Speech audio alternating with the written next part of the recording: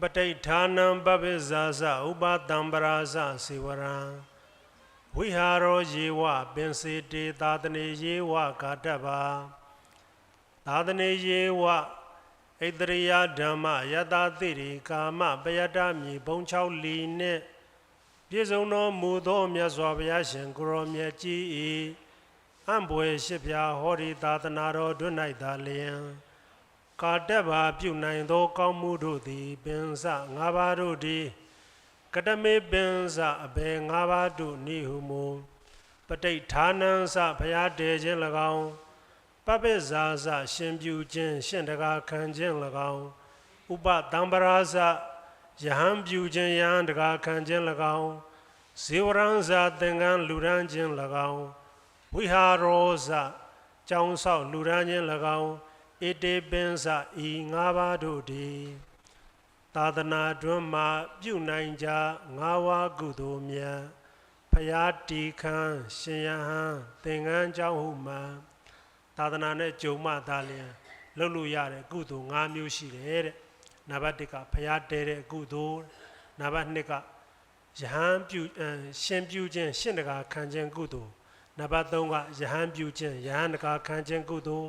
နံပါတ်4ကသင်္ကန်းလှူဒန်းရတဲ့ကုသိုလ်နံပါတ်5ကအကြောင်းဆောင်လှူဒန်းရတဲ့ကုသိုလ်တဲ့ယနေ့မိဘများဖြစ်ကြသောဥချစ်စဒေါ်ဘောကျွဲဥမြင့်ဥဒေါ်မြုပ်ခင်အမှုထား၍ပေါက်မြို့နယ်တရကံရွာကိုစန်းနိုင်ထိမအေးအောင်သမီးဖြစ်တဲ့မရွှေပိုးရည်အောင်မသွန်းရည်ဆန်မိသားစုတို့ကမကွေးတိုင်းဒေသကြီးပခုတ်ကူမြို့နယ်အမှတ်၁ရပ်ကွက်သာသနာ့ဗျတ္တိတန်တိဒုက္ခပါရမီပညာဒါနအကြောင်းအတွင်းမှာရှိတဲ့အင်းငိမ့်စေမခင်ပေါင်းတိဆောက်ရာ၌ကျက်သိန်းတရားလူဒန်းခြင်းမကွေးတိုင်းဒေသကြီးမြိုင်မြို့နယ်မြာစီတော်ရွာမြတိရာကျောင်းတိုက်မြသိန်းနံဇီရီတော်အဝံမုံဦးမှန်တကားပြန်လည်ပြုပြင်တက်ဆင်ရန်အတွက်ကျပ်သိန်း50လူဒန်းခြင်းပေါက်မြို့နယ်တရကံရွာဦးချစ်စဒေါ်ဘောကျွဲမိသားစုတို့ကမကွေးတိုင်းဒေသကြီးမြိုင်မြို့နယ်မြစီတော်ရွာ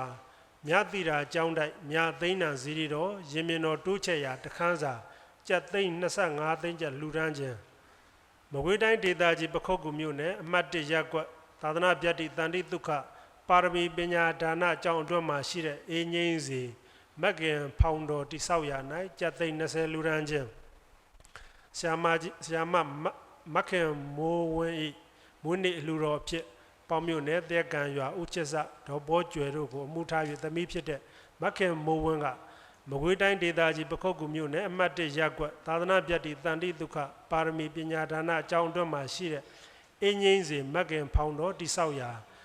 25သိန်းကျပ်လှူဒန်းခြင်းကုသိုလ်ကောင်းမှုတွေဖျားတဲတဲ့ကုသိုလ်သင်္ကန်းလှူတဲ့ကုသိုလ်ကျောင်းဆောက်တဲ့ကုသိုလ်ရှင်တကာခံဖို့မလားတော့မသိရှင်တကာခံတဲ့ကုသိုလ်နဲ့ယဟန်ခံခြင်းဆိုတဲ့ကုသိုလ်ဒီကုသိုလ်တွေဟာသာသနာတော်နဲ့ကြုံမှသာလျင်ရတဲ့ကုသိုလ်တွေဒီကနေ့အဲ့လိုကုသိုလ်ဒုတွေကိုစီးပွားရတဲ့ယရနာမိသားစုတို့ဤတန္တရာဒီလိုက်ဘဝအတိုင်းဘဝအတိုင်း၌အနိဋ္ဌဘေဒံယမန်ခတ်သိမ်ဘဝတိုင်းဘဝကင်းလွတ်ငြိမ်းကြဂုံသီသာလျင်ဖြစ်၍အဆုံးစွန်သောဘဝနောင်ကာလ၌ဘုရားရိယာသူတော်စွာတို့ပြောစံမြတ်ရာနိဗ္ဗာန်ချမ်းသာကိုလွယ်ကူသောအကျင့်လျင်မြန်သောအသိဉာဏ်တို့ဖြင့်ကိုယ်စီကိုငှရလွယ်ရောက်လွယ်မျက်မှောက်ပြုလွယ်နိုင်ကြသည်ကိုဖြစ်ကြပါစေအဟံဗန္တိတိတရဏေနသဟပင်စသီလံဓမ္မယာစာမိအနုခံကတဝါသီလံဒေထမေဗန္တိဒုတိယံပိအဟံဗန္တိတိတရဏေနသဟပင်စသီလံဓမ္မယာစာမိအနုခံကတဝါသီလံဒေထမေဗန္တိတတိယံပိအဟံဗန္တိတိတရဏေနသဟပင်စသီလံ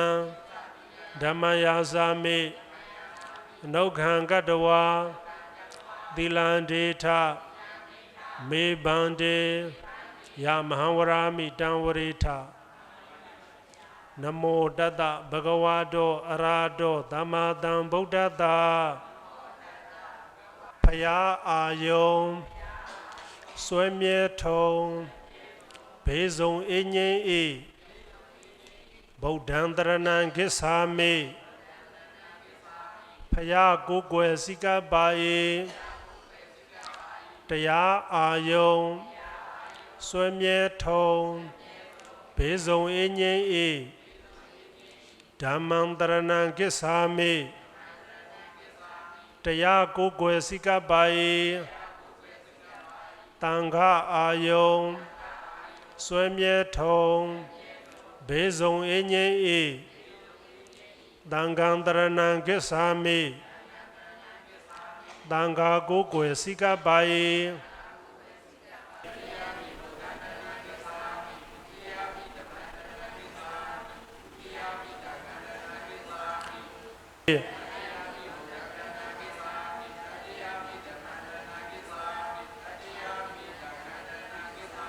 တိတရဏဂမနံပရိဘုံနံဘာနာတိဘာတာဝိရမဏိတိခာပရံသမာတိယာမိအဒိနာဒါနာဝိရမဏိတိခာပရံသမာတိယာမိကာမေတုမိစ္ဆာစာရာဝိရမဏိတိခာပရံသမာတိယာမိမုသာဝါဒာဝိရမဏိတိခာပရံသမာတိယာမိတုရာမေရယမစ္ဆဗမဒဌာနာဝိရမဏိတိခာပရံသမာတိယာမိ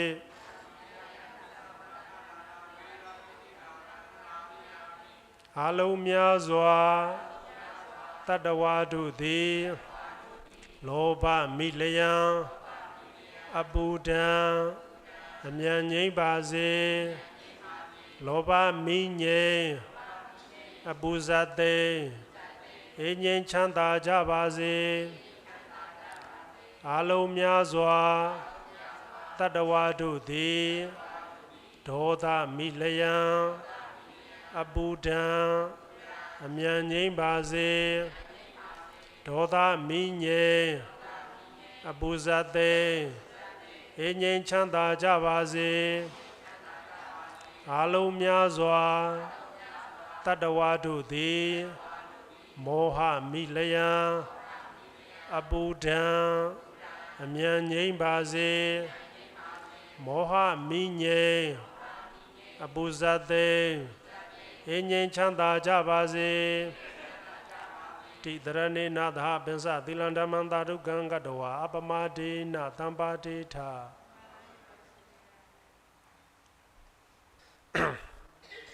ရှင်နေ့မိဘများဖြစ်ကြတဲ့ဒကာကြီးဦးချစ်စာဒကာမကြီးဒေါ်ပေါ်ကျွဲဒကာကြီးဦးမြင့်ဦးဒကာမကြီးဒေါ်မြုပ်ခင်မိဘနှစ်ပါးတို့ဟာအမှုထား၍ပေါင်းမြို့နယ်တရကံရွာကိုစန်းနိုင်ထေမအေးအောင်သမီးမရွှေပိုးရည်အောင်မသွင်းရည်စံမိသားစုတို့ကမကွေးတိုင်းဒေသကြီးပခုတ်ကူမြို့နယ်အမတ်တရကွသာသနာပြတိတန်တိဒုက္ခပါရမီပညာဒါနအကြောင်းအတွင်းမှာရှိတဲ့အင်းငင်းစေမကင်ဖောင်တော်တိဆောက်ရာ၌ကျက်သိန်းတရားလူရန်ချင်းမကွေးတိုင်းဒေသကြီးမြိုင်မြို့နယ်မြာစီတော်ရွာမြာတိရာကျောင်းတိုက်မြာသိန်းတန်စီရီတော်အဝံမဟုတ်မှန်တကားပြန်လဲပြုပြင်တက်ဆင်ရန်အတွက်ကျက်သိန်း50လူရန်ချင်းပေါမြို့နယ်တရကံရွာဒကာကြီးဦးချစ်စာဒကာမကြီးဒေါ်ပေါ်ကျွယ်မိသားစုတို့ကမကွေးတိုင်းဒေသကြီးမြိုင်မြို့နယ်မြာစီတော်ရွာမြာတိရာကျောင်းတိုက်မြာသိန်းတန်စီရီတော်ရင်မြင်တော်တိုးချက်ရာတခန်းစာ25သိန်းကျပ်လူရန်ချင်းမကွေးတိုင်းဒေသကြီးပခုတ်ကူမြို့နယ်အမှတ်1ရပ်ကွက်သာသနာပြတ်တိတန်တိဒုက္ခပါရမီပညာဒါနအကြောင်းအတွင်းမှာရှိတဲ့အင်းငင်းစီမကင်ဖောင်တော်တိဆောက်ရာ၌ကျပ်သိန်း20လူရန်ချင်းယနေ့မွေးနေ့ရှင်ဖြစ်တဲ့ဆရာမမခင်မိုးဝန်းကမကွေးတိုင်းဒေသကြီးပခုတ်ကူမြို့နယ်အမှတ်1ရပ်ကွက်သာသနာပြတ်တိတန်တိဒုက္ခပါရမီပညာဒါနအကြောင်းအတွင်းမှာရှိတဲ့အင်းငင်းစီမကင်ဖောင်တော်တိဆောက်ရာ၌25သိန်းကျပ်လူရန်ချင်းကောင်းမှုကုသိုလ်အစုစုတို့အတွက်အနုမောဒနာတရား5မိနစ်လောက်ဟောလိုက်ပါဦးမယ်ပြောမယ်အကြောင်းအရာ4ချက်ပေါ့နံပါတ်1ကဓက္ခံကဟပတိသာဓုတဲ့နံပါတ်1ကဓက္ခံကဟပတိသာဓုကဟပတိအင်ယာတီထောင်လူပေါင်းမှာနေပြီဆိုလို့ရှိရင်တဲ့ဓက္ခံစီးပွားရေးရှာတတ်မှာကောင်းတယ်တဲ့ရေနံတူပြီဆိုလဲဘယ်လိုနေရာရှန်တွင်းနေပေါက်တတ်တယ်လဲပေါ့အဲ့လိုတွေသိမှာကောင်းတယ်တဲ့အဲ့လိုမသိရင်ဆုံးရှုံးမှုတွေဖြစ်တတ်တယ်ဟုတ်တယ်မလားအင်ယာတီထောင်လူပေါင်းမှာနေပြီဆိုလို့ရှိရင်နံပါတ်1ဓက္ခဖြစ်မှာကောင်းတယ်လိမ္မာပါဏမှာကောင်းတယ်တဲ့ဓက္ခံကဟပတိသာဓုကဟပတိအင်ယာတီထောင်လူပေါင်းမှာနေပြီဆိုလို့ရှိရင်ဓက္ခံစီဝါရေးရှာတတ်ခြင်းဟာသာဓုကောင်းတယ်ကဲရှာရသွားပြီတစ်ချက်ပြီးသွားပြီနံပါတ်2တံဝိပိစင်္စဘောဇနံဘောဇနံလက်ဝယ်ရောက်ပြည်ပစ္စည်းပန္တာအဖျားဖျားကိုတံဝိပိစင်္စဆွေမျိုးညာတကမိတ္တဟာနဲ့ရာစကာပုံတောင်အလူကံပုဂ္ဂိုလ်အပေါင်းတို့အားဖြတ်မြဝေငှသုံးဆောင်နိုင်ရခြင်းသည်တာဓုဒုတိယအကြိမ်မြောက်စီးစိမ်အစိတ်ဖြေနီကောင်းခြင်းကြီးတစ်ခုပါပဲတဲ့နံပါတ်1စီးပွားရှာလို့နံပါတ်2ရလာတဲ့စီးပွားတွေအပေါ်မှာကိုတယောက်တည်းသုံးလို့မကောင်းဘူးတဲ့လောကမှာခန္ဓာလူခန္ဓာကိုပဲဖြစ်ဖြစ်ရက်ရွာပဲဖြစ်ဖြစ်မြို့ပဲဖြစ်ဖြစ်အဝင်ကြီးရှိပြီးတော့အထွက်မရှိရင်လည်းမကောင်းဘူးအထွက်တည်းကြီးများပြီးတော့အဝင်မရှိရင်လည်းမကောင်းဘူး အဲ့ဒါလိုပဲသဘောတရားဟာအတူတူပဲအဲ့တော့ဒီကနေ့စီးပွားရေးတွေလောက်ကြတယ်ရေနံတို့နေရှမ်းတယ်အခုဘုန်းကြီးเจ้าကိုလာလူတယ်အဝန်ထွက်တွေမျှတအောင်လုပ်တာမဟုတ်လားဘုန်းကြီးဟောခိုင်းတာလည်းရှိတယ်မကတေဝလူတဲ့နေရာမှာတော့လူပုံလူနည်းတွေအများကြီးပေါ့အဲ့ထက်ကနေဒီကနေ့လူနဲ့ပတ်သက်တာလေးတစ်ခုပေါ့ရေစစ်ဆေးကြောင်အဟောင်းပြုတ်ပြင်ပင်စင်အထသီလမြည်သာဤ6ဖြာလဲဒီကာယုကပုံညခေါ်ယူကျင့်တမျိုးတွေအသက်ရှည်ကြောင်ကုသိုလ်တွေဘုရားဟောတာအများကြီးရှိတယ်အဲ့ဒီအများကြီးတဲ့အခါမှာတနည်းပေါ့ရေစစ်နံပါတ်1ကပါတယ်လေရေစစ်လူတဲ့ကုသိုလ်တဲ့ဟိုရှိတော့ကတော့ဒီခေတ်လို RO စနစ်တွေ reverse osmosis စနစ်တွေမရှိသေးဘူးပေါ့ဟုတ်တယ်မလားအဲ့တော့ပုံမွားတွေပါမလာအောင်ရေတွေတန့်အောင်ဆိုရင်သုံးရတာရေစစ်ဟုတ်တယ်မလားအဲ့လိုရေစစ်လူရင်လည်းပဲအသက်ရှည်တယ်တဲ့နောက်တစ်ခါရှန်တွန်းပေါင်ရင်လူရှင်ကြောင်းရေတန့်စက်ကြီးလူလိုက်လေ RO စနစ်ကြီးနဲ့ဟုတ်တယ်မလားသိန်း1000လောက်ကြော်လောက်ရှိတယ်ပြောတယ်အဲ့လို reverse osmosis စနစ်တွေအရင်တော့မရှိတော့ရေစစ်ပေါ့ရေစစ်လူရင်အသက်ရှည်ကြောင်းပဲတဲ့မှတ်မိလားရေစစ်နောက်တစ်ခါဆေးရတော့အထူးပြောစရာမလိုတော့ဘူးဆေးလူရင်ဖျားတဲ့နာတဲ့အခါယောဂဝေဒနာခံစားရတဲ့အခါဆေးတွေကုရတယ်မလားဒါလည်းအသက်ရှည်ကြောင်းပဲရေစစ်ဆေးကြောင်းနောက်တစ်ခါကြောင်းနော်ဘုန်းကြီးဖြစ်စေလူဖြစ်စေဘလို့တော်ဝါမျိုးဖြစ်နေရာလေးအတီတကြနဲ့လုံခြုံလေးနေရမှသာလျင်အသက်ရှည်တာဟုတ်တယ်မလားဟိုပြေးလိုက်ဒီပြေးလိုက်ဆိုရင်လေဦးဇင်းတို့စီမှာအဲ့ဒါလိုတွေကျုံနေကြောက်တော့လန့်တော့တဲ့ပြေးဆောင်းနှင်းကြီးလေအေးတွေပတ်သူကြောတွေပြောက်သေးတာဟုတ်တယ်မလားအဲ့ဒါဆိုတော့နေစရာအာဝါဒလှူတာလဲအသက်ရှည်ကြောင်းပဲတဲ့ရေစစ်ဆေးကြောင်းအဟောင်းပြုတ်ပြန်ဘုရားကြီးအဟောင်းတယ်လို့မဟောင်းတယ်လို့ပေါ့နော်ဟုတ်တယ်မလား16ရက်နေရာဖြစ်သွားတာပြီးတော့မပြီးသေးဘူးဆောက်လက်စာအသစ်ကြီးအဲ့မဲ့ရေစက်မချသေးတော့အသစ်ပေါ့ခုလိုဖြစ်သွားတော့လဲဘယ်လိုပြောရမလဲမှန်းတော့မသိတစ်တယ်လို့စာရေးတာကိုတော်ကြည့်ရေးရတယ်အဟောင်းသွားပြီပေါ့နော်ဖြည့်စည်းခံလိုက်တော့ဟောင်းသွားပြီဒါအဟောင်းပြုတ်ပြင်တာပဲရေစစ်ဆေးကြောင်းအဟောင်းပြုတ်ပြင်ပင်စင်အထပင်စ5ပါးသီလအထ7ပါးသီလဒီလိုသီလတွေစောင့်ထိန်တာကလည်းအသက်ရှည်ကြောင်းနေပဲတဲ့ရေစစ်ဆေးကြောင်းအဟောင်းပြုတ်ပြင်ပင်စင်အထသီလမြည်သာဤ6ဖြာလဲဒီကာယုကပုံညခေါ်ယူကျင့်တမျိုးတည်အာကျိုးသမှုစောက်တီပြုကယခုဒိဋ္ဌဤဘဝ၌ဒုက္ခပွားစီစည်းစိမ်တည်၍တက်ရှည်ဘုံကြည်အာမပြေအောင်ဖွဲချီလူပေါင်းဘဝနောင်လဲအခေါင်တီမိုင်းတုမဲ့နှိုင်းသည်ဖြစ်တိုင်းကြော်ရမည်ကိုကဒါလိုကုသိုလ်ကောင်းမှုတွေလုပ်ရင်ကိုယ်မှရှိတဲ့စည်းစိမ်တွေရန်သူမျိုး5ပါးဒဏ်ကနေဝေးတယ်တဲ့ဒါလိုရေစစ်ဆေးကြောင်းအဟောင်းပြုပြင်5ပါးသီလ7ပါးသီလစောင့်ထိန်ခြင်းဒီလိုကုသိုလ်6မျိုးပြုမယ်ဆိုလို့ရှိရင်ကိုယ့်ရဲ့စည်းစိမ်တွေဘာဖြစ်တဲ့ရန်သူမျိုး5ပါးကနေဝေးတယ်တဲ့ဒီနာနေတူရင်လည်းရှန်တို့နေပေါက်တဲ့အဲ့ဒါမဂအဒီဝမှာလာတာတန်ဝိပစ္စင်္စဘောဇနလက်ဝဲရောက်ပြီးပစ္စည်းဗန္နာအဖျားဖျားကိုတန်ဝိပစ္စင်္စဆွေမျိုးညာရကမိတ္တဟာနဲ့ရာစကာပုံတောင်အလူကံပုဂ္ဂိုလ်အပေါင်းတို့အားဖြတ်မြဝေငှသုံးဆောင်နိုင်ရခြင်းသည်တာဓုဒုတိယအကြိမ်မြောက်စည်းစိမ်အစိတ်ဖြည်နီကောင်းခြင်းကြီးတစ်ခုပါပဲတည်းကိုရှာလို့ရလာတဲ့စီးပွားတွေမှာအစိတ်ရှိတယ်တဲ့ကိုကတော့ငါလက်ငါချင်နဲ့ရှာလာတာပဲဆိုပေမဲ့လောကတဘာဝဟာကိုစီးပွားတွေဖြစ်လာဖို့ဆိုလို့ရှိရင်ဒီစည်းစိမ်တွေကိုအကြောင်းပြုပြီးတော့ကိုကဘယ်လိုပဲသဘောထားတာပတ်ဝန်းကျင်ကိုမျက်မှောင်ကျိုးတာတွေရှိတတ်တယ်အစင်မပြေတာတွေရှိတတ်တယ်ဟုတ်တယ်မလားနံပါတ်3အာသောအထလာပေသူရှေးကုသိုလ်အခွင့်ပို၍ယာဓုဂုံသိမ်စည်းစိမ်ဥစ္စာဖြစ်ထွန်းလာသောအခါတို့၌အဟာသောမဝံ့ဝါမမောကြွမထောင်လွှားမမှုမိုက်ပျော်မလိုက်စိတ်ငြိမ်မိန်ကုတ်တရားအုပ်၍နေထိုင်နိုင်ခြင်းသည်သာဓုတတိယအကြိမ်မြောက်စိတ်မောက်အစိတ်ဖြည်နေကောင်းခြင်းကြီးတစ်ခုပါပဲတည်းတဲ့တတိယကောင်းခြင်းကအဲ့ဒါလို့ကိုကရှာတဲ့လို့စီးပွားဥစ္စာတွေတိုးတက်လာတဲ့အခါမှာလူစိတ်တဘာဝအရာမာနဆိုတာတက်တယ်တဲ့ဦးဇင်းတို့စာမှာရှစ်တန်းမှာသင်ခဲ့ရတဲ့ဝိရိယပုတ်တင်ဆိုတာလည်းကြားဘူးပြီးသားအတပြားရှစ်ရွေးလေးလေသူ့ကိုလာပြီးတော့မှအယူသေးပေးလို့ဘယင်းကြီးအမဲသားဖို့ပေးထားတာဥပုံနေ့တနေ့မှာကျတော့အမဲသားဝဲမရလို့သူ့အတွက်ကျွေးရမယ်ပတ်စံလေးကိုလေပြင်းဆွဲပေးလိုက်တာ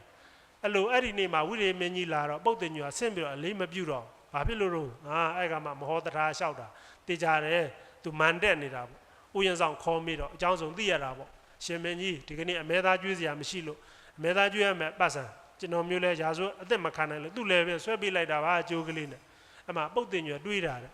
ဟာဒီဝိရိယထဲမှာချမ်းသာတာလားကွာငါလဲချမ်းသာတာပဲဒါလို့စည်းစိမ်ရှင်ချင်းအယိုးသေးမပေးနိုင်ဘူးဆိုပြီး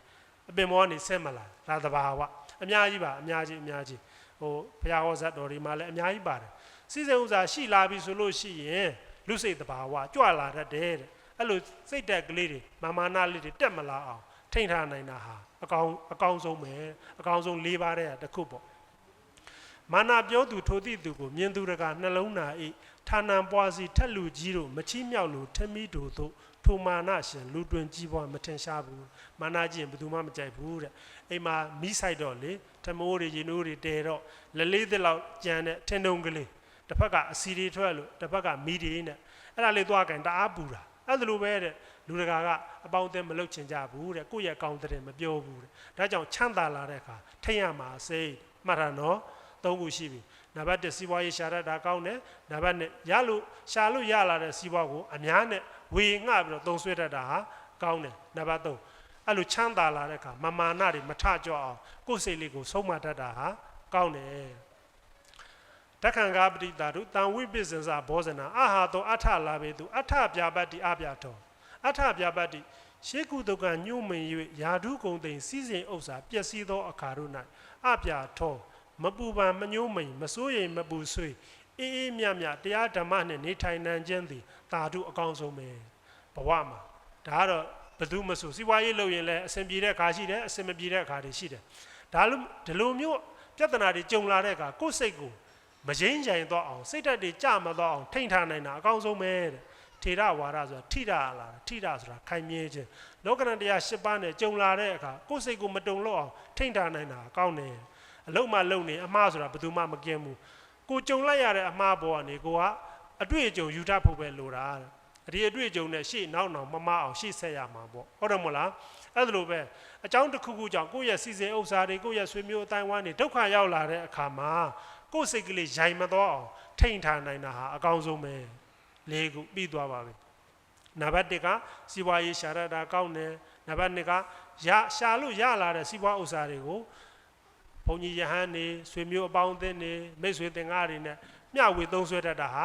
ကောင်းတယ်နံပါတ်3တအားချမ်းသာလာတယ်အဲ့လိုစီမံတတ်လို့ management power တွေအရန်ကောင်းလို့တအားကိုချမ်းသာလာတဲ့အခါထကြွလာတတ်တဲ့သဘောတရားရှိတဲ့စိတ်ကလေးကိုမာနတွေထကြွမလာအောင်ထိန်းထားတတ်တာဟာကောင်းတယ်နံပါတ်4အကြောင်းတစုံတရာတစ်ခုကြောင့်ကိုယ်စီးပွားတွေထိခိုက်သွားတဲ့အခါမျိုးမှာကိုယ်စိတ်လေးကိုမရိမ့်မရိုင်မဲနဲ့အေးချမ်းချမ်းလေးထားတတ်တာဟာကောင်းတယ်မှတ်မိပြီလားနံပါတ်၄ခုမြောက်မှတ်မိတယ်မလားအဲ့ဒါလို့ဒီတရား၄ပါးကိုမိမိတို့ရင်တဲ့နှလုံးသားထဲမှာအမြဲနှလုံးသွင်းပြီးတော့ဘဝတန်တရားခရီးလမ်းအကောင်းဆုံးဖြတ်သန်းနိုင်ကြပါစေကုန်သတည်းပို့လွှတ်ပြီးတော့မှဒီကနေ့ပြုသမျှကုသိုလ်တွေကိုအားလုံးအမျှဝေကြရအောင်ဣဒံမေပုညံဘောဓိညာဏတ္တပစ္စယောဟောတုအရှင်ဘုရားတပည့်တော်များ၏ယနေ့ယခုအသက်ရှိကြအနာမဲ့ရေးရံပေးကင်းကြောင်းကောင်းမှုမင်္ဂလာဖြစ်ပါစေခြင်းအကျိုးငါအေးငြိမ်းစေမဂ္ဂင်ဖောင်တိဆောက်ရာ၌လူဒန်းရသောဒါနကုသိုလ်မြတ်သိမ့်တံဇေဒီတော်တိဆောက်ရာ၌လူဒန်းရသောဒါနကုသိုလ်ဆောက်တည်ရသောသီလကုသိုလ်ပွားများရသောဘာဝနာကုသိုလ်ဤကုသိုလ်ကံစေတနာတို့သည်တပည့်တော်တို့၏ဒုက္ခကုန်ရာဒုက္ခသိမ်းရာဒုက္ခငြိမ်းရာနိဗ္ဗာန်ချမ်းသာ၏ရရာကြောင်းရောက်ကြောင်းဘောဓိဉာဏ်၏အထောက်ပံ့ကောင်းသည်စင်စစ်မသွေဖြစ်ပါစေတည်းဣမံပုညဘာကံသဗ္ဗတတ္တနာဘာစေမအရှင်ဘုရားတပည့်တော်များ၏ယနေ့ယခုအသက်ရှိကြအနာမဲ့ရေးရံပေးကင်းကြောင်းကောင်းမှုမင်္ဂလာဖြစ်ပါစေခြင်းအကျိုးငါအေးငြိမ်းစေမဂ္ဂင်ဖောင်တိဆောက်ရာ၌ လူဒန်းရသောဒါနကုသိုလ်မြတ်သိမ့်တံဇေဒီတော်တိဆောက်ရာ၌လူဒန်းရသောဒါနကုသိုလ်စောက်တည်ရသောသီလကုသိုလ်ပွားများရသောဘာဝနာကုသိုလ်ဤကုသိုလ်ကံစေတနာတို့၏အဖို့ဘာကကိုမိခင်ဖခင်ဆရာသခင်အစထား၍32ဘုံကျင်လေကုန်သောအာလုံးများစွာတတ္တဝါတို့အားအမြအမြဝေငှပါကုန်၏အာလုံးများစွာတတ္တဝါတို့သည်အမြရကြ၍ကိုယ်စိတ်နှဖျားကျမ်းမာချမ်းသာဝမ်းသာကြသည်ဖြစ်ကြပါစေသောအာလုံးကြာသမျှကုသိုလ်အမြယူတော်မူကြပါကုန်လောသာဓုသာဓုသာဓုအာလုံးကြာသမျှကုသိုလ်အမြယူတော်မူကြပါကုန်လောသာဓုသာဓုသာဓုအာလုံးကြာသမျှကုသိုလ်အမြယူတော်မူကြပါကုန်လောသာဓုသာဓုသာဓု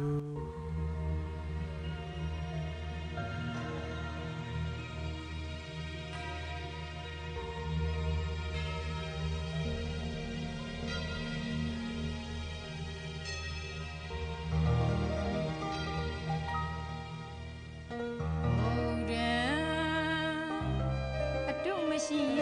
တဲ့မုနိဗရမေရှင်ကိုကျိုးသည်မြ